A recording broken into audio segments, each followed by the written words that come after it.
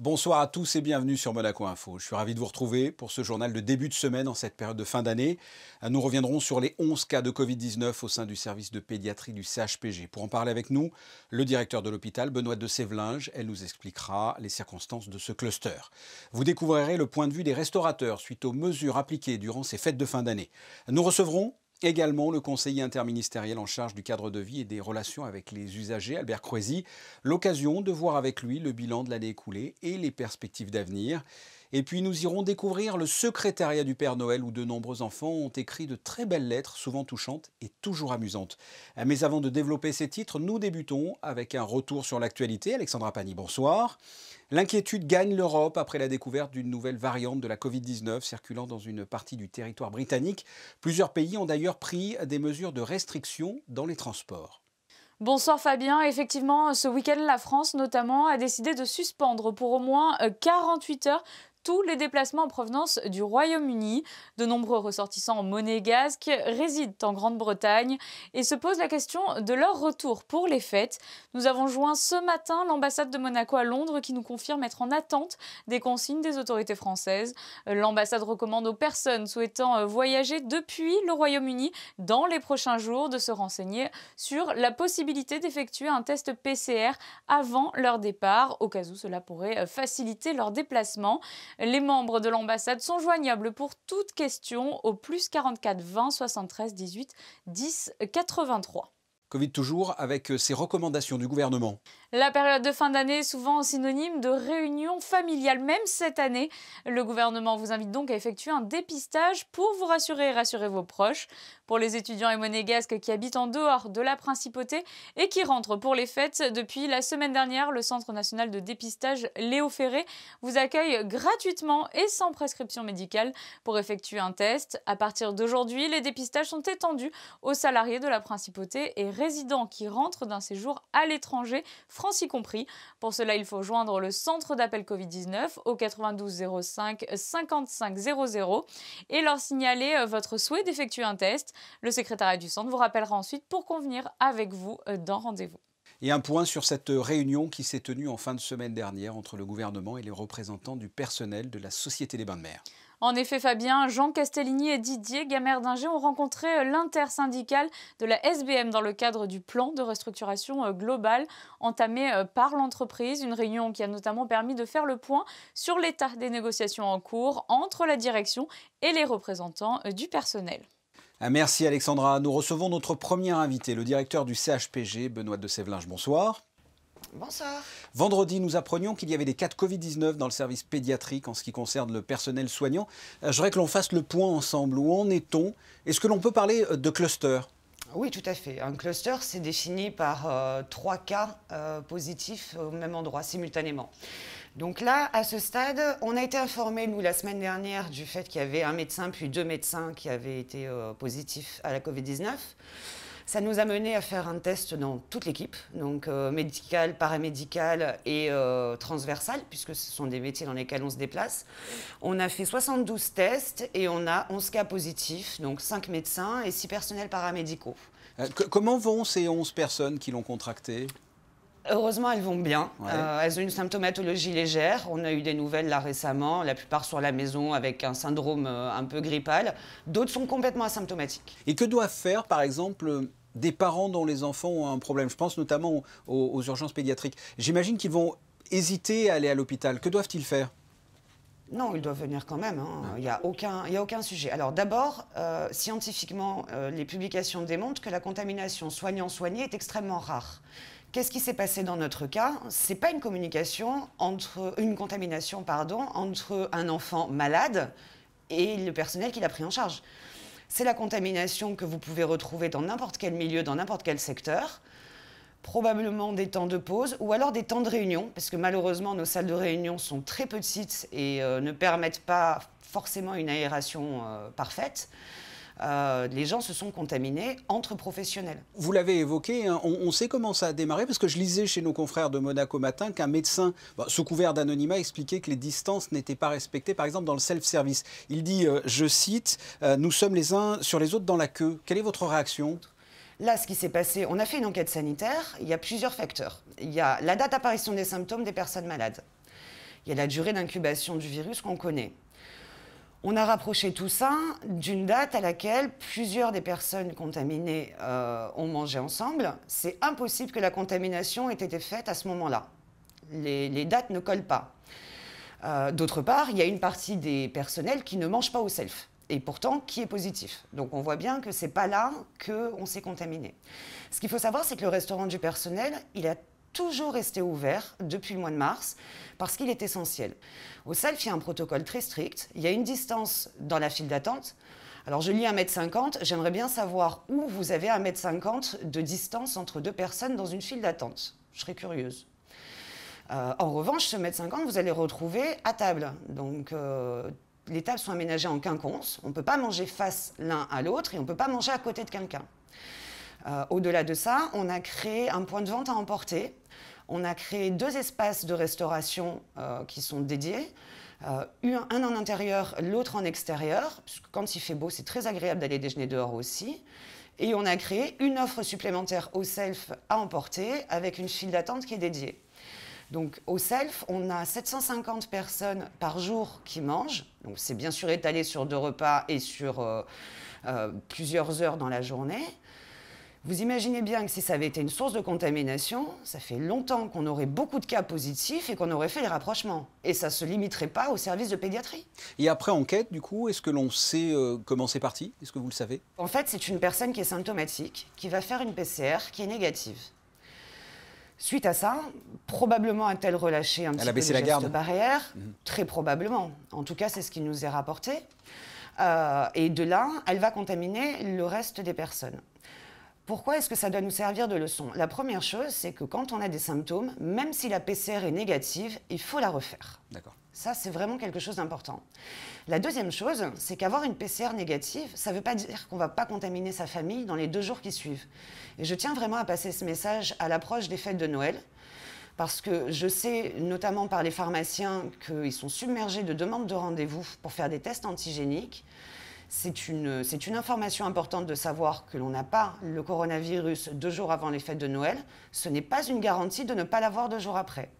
En tout cas, de ne pas le porter. Donc, il faut continuer à appliquer les mesures barrières. La distanciation physique, ce sont les seuls moyens d'éviter une contamination. Alors j'en profite, hein. Est-ce que l'on peut faire le bilan de façon générale sur la situation? Combien de personnes sont soignées chez vous?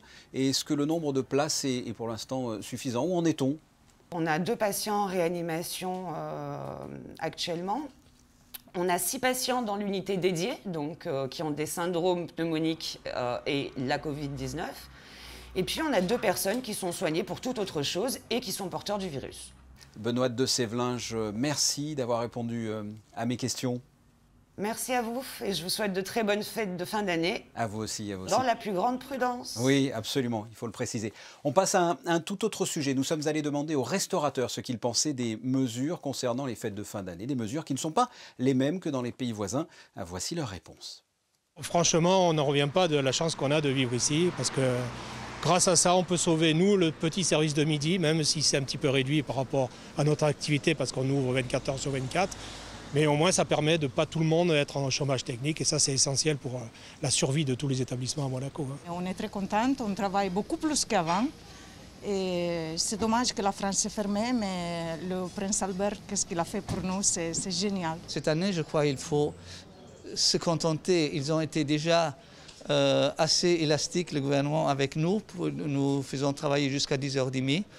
Il y aura peut-être un peu moins de monde, mais pourtant, vu les conditions qu'il y a et vu les conditions en France ou en Italie, je crois que nous, toujours chapeau au gouvernement. Je pense que c'est une décision qui a dû être mûrement réfléchie, mais aussi pour, je dirais, trouver quand même un bon et un juste milieu entre les restrictions et entre ce qui nous est permis aussi de faire et de travailler toujours en bonne conscience. Le cadre de vie, un terme beaucoup utilisé ces dernières années, notamment dans la vie au quotidien pour les riverains qui parfois ont des travaux à côté de leurs habitations, des travaux souvent nécessaires, mais qui peuvent apporter leur lot de désagréments. Eh bien, notre deuxième invité est justement le conseiller interministériel en charge du cadre de vie et des relations avec les usagers. L'occasion de voir avec lui le bilan de l'année écoulée et les perspectives d'avenir. Voici son entretien. Albert Croisi, bonsoir. Bonsoir Fabien. Vous êtes le monsieur cadre de vie. Un bilan de cette année 2020. Comment a été le cadre de vie ici en Principauté pendant cette année si particulière ? Ça a été une année, mais je pense comme pour tout le monde, assez compliquée, hein, avec cette crise sanitaire terrible qui nous a frappés, puis qui nous frappe encore un tout petit peu. Ouais. À cela, nous devons ajouter malgré tout les travaux qui, fort heureusement, ont pu continuer, hein, de façon à assurer un minimum des programmes qui étaient annoncés. Je pense quand même pouvoir dire qu'à la fin, nous sommes à la fin de l'année, on s'en est pas trop mal tiré. La crise sanitaire, ça a été un problème pour vous, pour le cadre de vie, ou pas tant que ça ? Oui, ça a été un problème dans les programmes de construction, puisque tout s'est arrêté quand même 2 mois et demi. Ils ont vite repris, heureusement, mais il y a eu 2 mois et demi d'arrêt. Donc nous avons dû arrêter des retours sur, par exemple, la résidence d'Apolline, qui était prévue, mais à l'heure qu'il est, nous avons rattrapé les retards. Et de ce point de vue-là, on ne peut pas se plaindre, ça ne s'est pas trop mal passé. On en a parlé sur notre antenne cette année. Certains riverains se sont plaints du bruit de travaux. Vous les comprenez, ces riverains-là ? Oui, ils se sont plaints à juste raison, mais je crois qu'ils ont aussi compris aujourd'hui que Monaco a besoin d'évoluer, de se transformer. Il y a ce plan national pour le logement des Monégasques qui a été souhaité par le prince souverain, puis par le gouvernement et le conseil national. Les gens ont compris que c'était une nécessité aussi. Il est plus simple d'accepter un désagrément quand on sait combien de temps ça va durer, pour quelles raisons il y a ce désagrément. Donc de ce point de vue-là, oui, les gens ont râlé, mais ils avaient, ça se comprend. Mais ça s'est un peu tassé, les gens ont compris aujourd'hui aussi de leur côté que c'était nécessaire. Vous avez parlé là du cellule d'information à qualité de vie et travaux donc, qui a vu le jour cette année. Quelles sont ses missions ? Quels sont les objectifs de cette cellule d'information ? Eh bien, c'est précisément de renseigner les résidents, les usagers, de qu'est-ce qu'il se passe à Monaco. On a souvent entendu dire c'est ouvert partout, il y a des rues partout, il y a des chantiers partout, il y a des travaux de voirie partout. Alors, il est vrai qu'il y a un besoin peut-être de cadrer à un moment donné et puis de les faire de façon un peu plus progressive, mais il faut aussi leur expliquer pourquoi ça a lieu.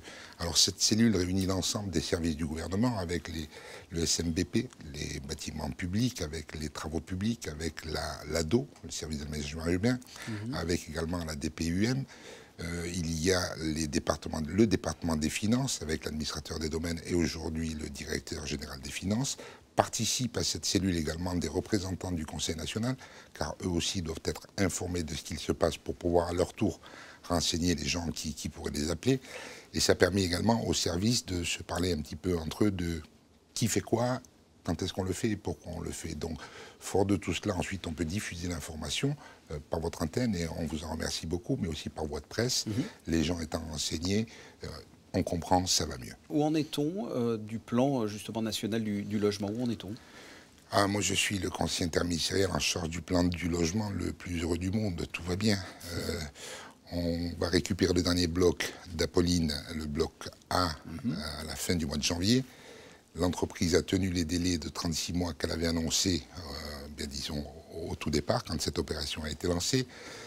En plus, le prince souverain a eu la bonne idée de faire surélever l'immeuble et nous avons gagné 45 appartements supplémentaires. Donc, dans les 36 mois prévus du départ, on sort avec 4 blocs intégralement terminés. Bien fait, je pense pouvoir le dire, et les résidents le confirmeront. Et 45 appartements supplémentaires. Donc, de ce point de vue-là, Apolline, c'est parfait. Helios, c'est pareil. Helios, je vais récupérer le dernier bloc au mois de décembre cette année. Donc, les 70 appartements auront été intégralement refaits. Les gens rentrent à la maison. Je veux dire qu'au mois d'avril, les 3 blocs d'Helios seront retournés. Au mois de août, l'ensemble des 4 blocs d'Apolline seront rentrés chez eux. Et en parallèle, nous avons le Grand Ida qui a démarré. Nous avons aussi le Tessimoyo, qui est dans les délais. J'ai eu la chance de pouvoir visiter dernièrement quelques appartements avec l'entreprise La Satterie et puis avec M. Caroli. Ça va être splendide. Je crois que les délais sont tenus. Nous aurons dans les temps 330 appartements qui vont être livrés de ce côté-là. Honoria suit son cours, ça marche bien.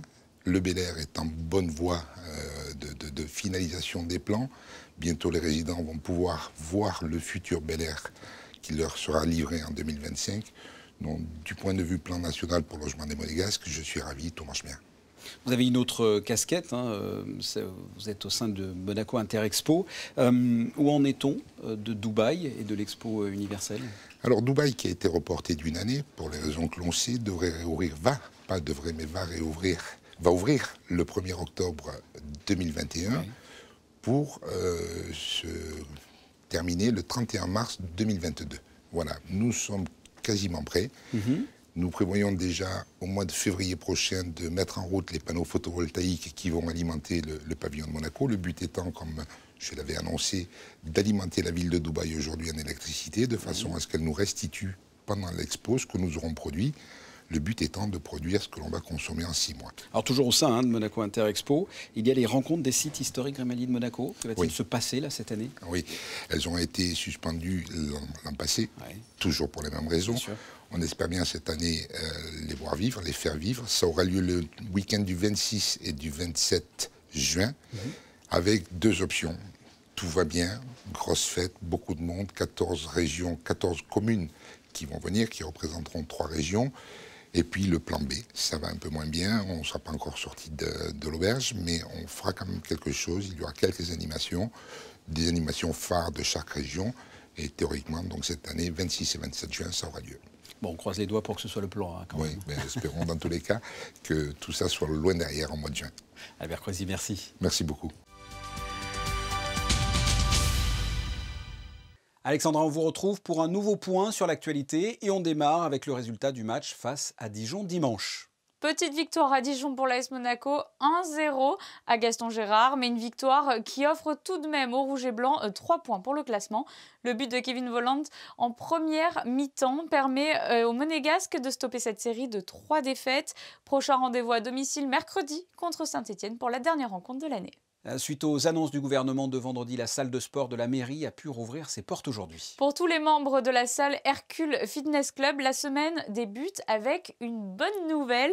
Leur salle de sport est de nouveau accessible. Des panneaux de séparation entre les appareils de cardio ont été posés. La réservation des créneaux est obligatoire par téléphone ou via l'application.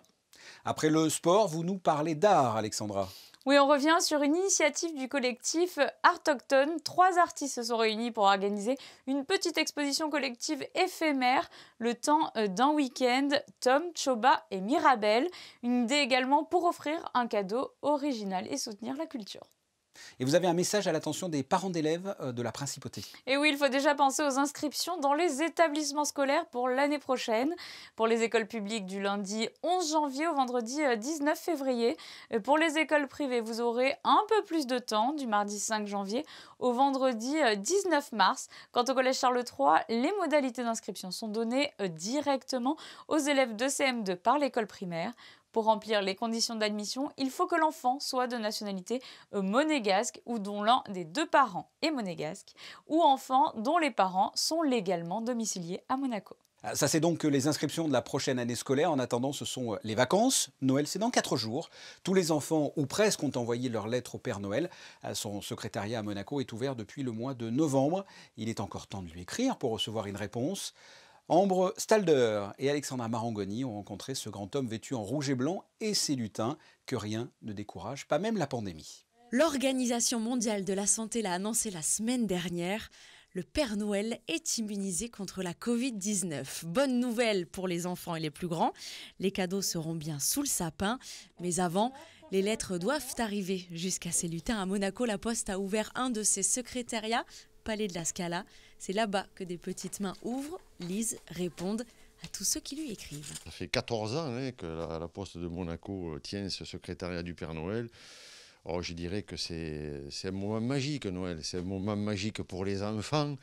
Et puis, historiquement, la Poste, bien entendu, c'est elle qui transmet les lettres. Et c'est toujours plaisant de faire cette activité-là, à cette période-là de l'année. Déjà 1 millier de lettres reçues. À la question « Êtes-vous un enfant sage ?», la majorité répond oui. Pour les cadeaux, en revanche, il y en a pour tous les goûts. Les garçons, il y a pas mal de Pokémon, par exemple. Les filles, ça reste aussi des poupées Barbie. Les plus petits, ils aiment bien les camions des pompiers, vous voyez, par exemple. Et voilà, les choses comme ça. Une petite fille qui a écrit que ça faisait 37 jours que la maîtresse n'avait pas appelé sa maman, donc elle était sage et donc elle avait droit au cadeau du Père Noël. En raison du contexte actuel, la Poste de la Principauté a vu son activité augmenter. Tout a été mis en œuvre pour faire face à ces fêtes de fin d'année. Il y a une augmentation même de 30% par rapport à l'an dernier. Alors il y a certes des effets du confinement aussi qui interviennent là. Par exemple, le pic de la période se situe autour du 15 décembre. On a distribué près de 5000 colis sur la Principauté ce jour-là. Pour les retardataires, pas de panique. Vous pouvez envoyer votre lettre au Père Noël jusqu'au 24 décembre, ce jeudi. Peu importe l'adresse, dans les nuages ou au pôle Nord. La déposer dans les boîtes aux lettres de la Principauté sans timbre et attendre patiemment le 25 décembre au matin. À la météo à présent, quel temps fera-t-il ce mardi ? Mardi, un temps toujours au beau fixe, Fabien. La journée sera largement ensoleillée avec toutefois quelques passages nuageux. Les températures seront encore clémentes pour la saison, avec 9 degrés le matin et 13 degrés au plus chaud de la journée. Nous fêterons la Sainte-Françoise Xavier. Merci Alexandra, ce journal est terminé. On se quitte comme d'habitude avec les photos du jour signées Michael Alesi et consacrées aux 100 ans de la galerie d'art Adriano Ribolzi, avenue de l'Ermitage. Nous vous proposerons d'ailleurs un reportage consacré à ce centenaire dès mardi dans le journal de 19h. On se retrouve demain, même heure. Portez-vous bien, à très bientôt, au revoir.